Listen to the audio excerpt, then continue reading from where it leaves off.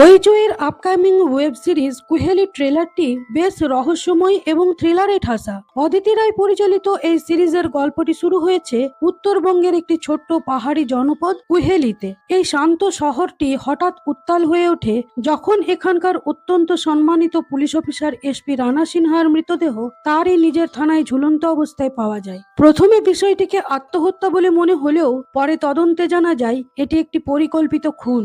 এই খুনের তদন্তের ভার পড়ে ডিএসপি অগ্নি বসুর উপর। তার চরিত্রটি বেশ মজার অথচ বুদ্ধিদীপ্ত।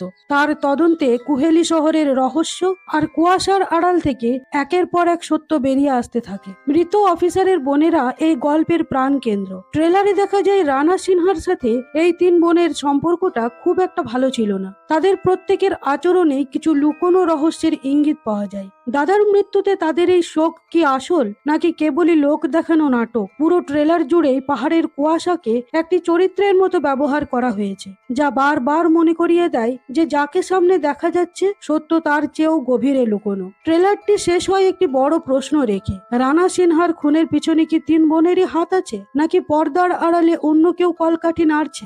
আপনাদের যদি ডার্ক হিউমার আর খুনের রহস্য পছন্দ হয় তবে এই সিরিজটি আপনাদের ভালো লাগতে পারে। এই সিরিজের এক্সপ্লেনেশন ভিডিও চাইলে অবশ্যই কমেন্টে জানাবেন এবং আমার চ্যানেল ফিল্মসারকে সাবস্ক্রাইব করে নেবেন।